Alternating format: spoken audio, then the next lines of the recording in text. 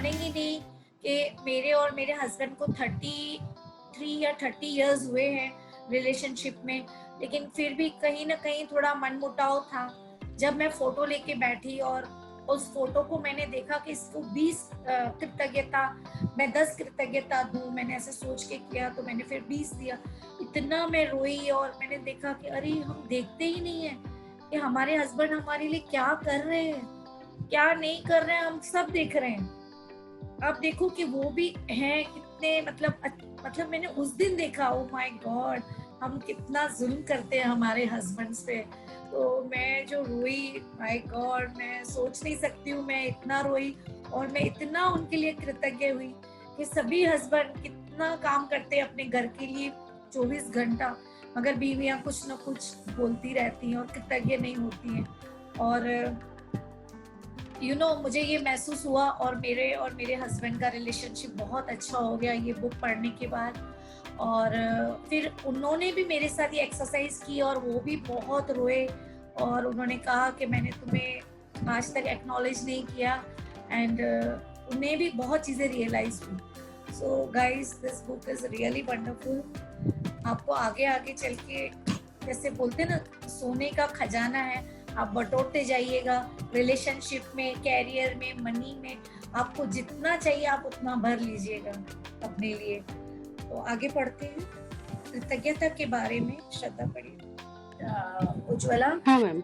मैं आपको बताती हूँ कि जैसे संबंध में इन्होंने जो बोला हमें कृतज्ञता नहीं दिखती है, तो फ्रेंड्स जब हम उस रिलेशनशिप में होते हैं और जब हमारे रिलेशनशिप खराब हो जाते हैं, अगर हम बैक में जाके सिर्फ उसकी बुराइयां देखते हैं, जैसे अगर अभी हम हस्बैंड्स का ही देख लें, हम रिलेशन खराब नहीं करते हैं, मगर हम दिन भर उनकी बुराइयां देखते रहते हैं, वो कहाँ गलत है सिर्फ वो ही देखते रहते हैं। हम स्पेशली कुछ जैसे मैं मेरा भी बता रही हूँ, मैं हमेशा यही देखती थी कि वो कहाँ गलत है, बस मैं वही हर बार उनको खाली बस पकड़ने के लिए रेडी रहती थी कि वो कहीं गलत हो जाए और मैं उनको पकड़ूं और बोल दूं कि आप यहाँ गलत हो। तो जब भी हम पास्ट में चले जाते हैं और उनकी हर चीज हमें उनकी ऐसे दिखती है, बुराई बुराई दिखने लग जाती है, और हम तभी हम कृतज्ञता की फीलिंग में नहीं रहते हैं। तो उन्होंने हमें पहले ही कहा है कि जब हम कंप्लेंट मोड में आ जाते हैं तब हम कृतज्ञता की फीलिंग में रह ही नहीं सकते। तो ये आप बहुत इम्पोर्टेंट लाइन है फ्रेंड्स, कि जब हम हमारे किसी भी प्रियजनों के बारे में अगर हम कंप्लेन करते हैं, उनकी बुराई करते हैं, तो हम उनसे संबंध हमारे अच्छे हो ही नहीं सकते।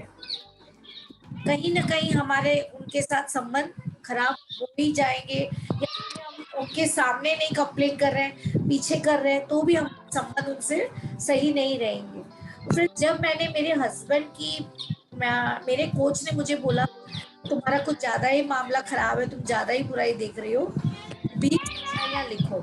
तो जब तुम 20 अच्छाइयां लिखोगी तो तुम्हें समझेगा। तो जब मैं प्रेजेंट में, पास्ट में जाके उसने बोला 20 अच्छाइयां तो लिखनी है तुम्हें, तो जब मैंने सिर्फ अच्छाइयों पे फोकस किया तो मेरी सारी कंप्लेंट्स दूर हो गई, सारी नेगेटिविटी दूर हो गई। फिर समझ में आया कि ये मेरी ही सोच है जो मैं बार बार नकारात्मक सोच में जा रही हूँ और उनके लिए कंप्लेंट कर रही हूँ। तो आप ऐसे कई रिलेशनशिप है फ्रेंड्स, जैसे ब्रदर सिस्टर है, अंकल आंटी है, अभिभावक यानी माता पिता हैं, मित्र हैं, पड़ोसी हैं, कई लोग हैं जिनके हम अच्छाइयां देख ही नहीं रहे। और हर व्यक्ति में फ्रेंड्स कुछ अच्छाइयां हैं, किसी में भी, हर इंसान अपनी जगह पर सही है। अगर हम बड़े बड़े राइटर्स को सुने पढ़े तो वो कहते हैं कि अपनी जगह पर सभी लोग सही है। तो जब सभी लोग सही है तो हम उसे क्यों गलत समझ रहे हैं? तो हम इसीलिए गलत समझते हैं फ्रेंड्स, क्योंकि तो हम उनके लिए कृतज्ञ नहीं हैं। उनकी अच्छाइयां हमें जानकर भी हम अनजान कर जाते हैं और उनकी अच्छाइयां हम नहीं गिनते।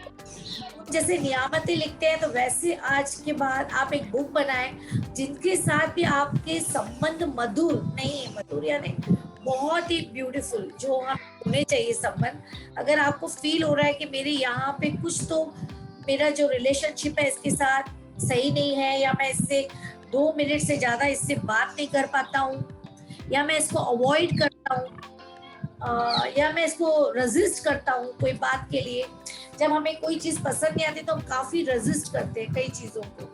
तो उनके बारे में आप लिखें फ्रेंड्स, और देखें कि उन्होंने आपका प्रेजेंट में और पास्ट में आपके लिए उन्होंने क्या क्या किया है, और उनके अच्छे गुण लिखें कि उनके अंदर भी सच्चाई क्या है।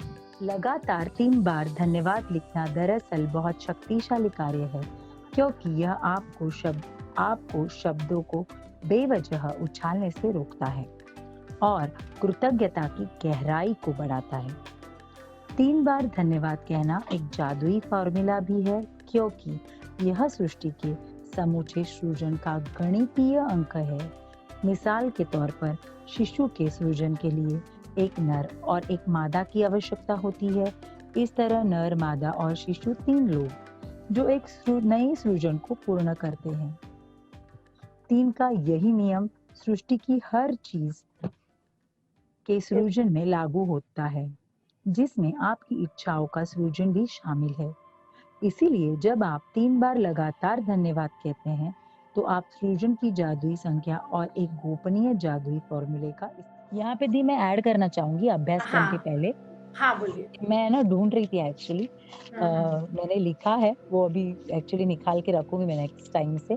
हम्म, ये जो मैंने फर्स्ट टाइम चैप्टर किया था, हाँ जी। तो ऐसे भी मैंने सबको तहे दिल से माफ कर दिया है और हम्म उनके अच्छे-अच्छे चीज़ों के लिए I am always grateful and thankful for everyone.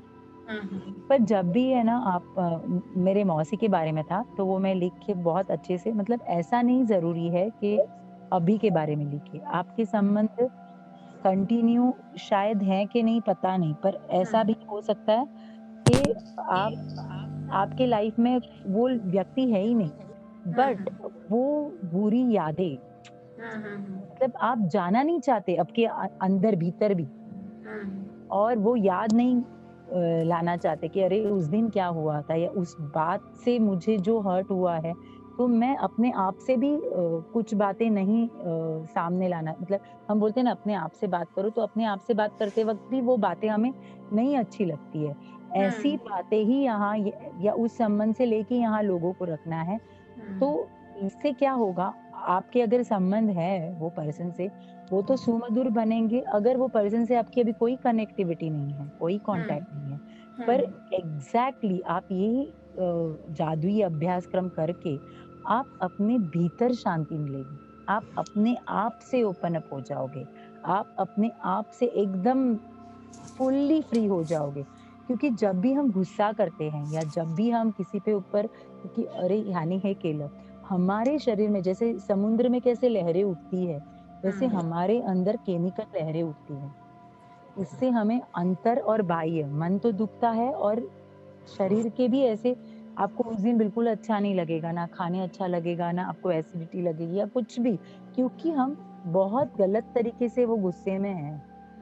या गुस्से में नहीं रहेंगे, कई लोगों को गुस्सा नहीं करने को आता है, कई लोग को बहुत इमोशनल रहते हैं, उन्हें बहुत मुरझा जाते हैं, बुरा लग जाता है।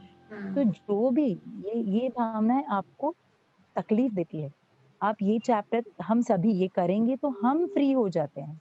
हम यस। अपने आप से ओपन हो जाते हैं और हम खुशी जो महसूस करोगे ना, आई बिलीव, मुझे विश्वास है और मैंने ये आज़माया है खुद पे, अपने आप पे। तो आप सबको ये बहुत, और हर एक के लाइफ में ऐसी कुछ प्रसंग रहती है किसी व्यक्ति के साथ कि हमें वो याद करना भी बहुत मुश्किल लगता है। याद करके लिखिए, अपने आप से आप ओपन अप होइए, वफ़ादार रहिए, ये जादू आपके लिए और हमारे लिए है बस। Thank you yes the. Yes, very true Shraddha, Shraddha, thank you. Beautiful sharing. So friends, हमें हल्का होना है, कहने का मतलब है कि जो ये बुक ने हमें जो चीजें बताई है, हमें ये सब चीजों से हल्का होते हुए जाना है, पास्ट में पास्ट को फेंकते हुए आगे बढ़ना है, ताकि हम हमारे ड्रीम्स को पूरा कर सके। इसका पूरा मकसद है इस बुक का, टॉप 10 ड्रीम्स जो हमने फर्स्ट डे पे लिखे थे, हमको उनके पास पहुंचना है, उनको हकीकत में बदलना है। तो जब हम मैनिफेस्ट करने बैठते हैं, मेडिटेशन करने बैठते हैं, अगर हम क्लीन हैं, लाइट है, हल्के फुल्के हैं, तो फ्रेंड्स हम मैनिफेस्ट बहुत ही जल्द से जल्द हम मैनिफेस्ट कर सकते हैं। इसका वही प्रोसीजर है। तो आप सभी ये अभ्यास जो पीछे दिया है बुक में, आज जो नए आए हैं वो लोग अभी सुन सकते हैं और 15 दिन, क्योंकि आज 15वें दिन पे हम लोग हैं। और बाकी फिर आप 0 डेज़ से इसको कंटिन्यू कर सकते हैं आपके ड्रीम्स के लिए।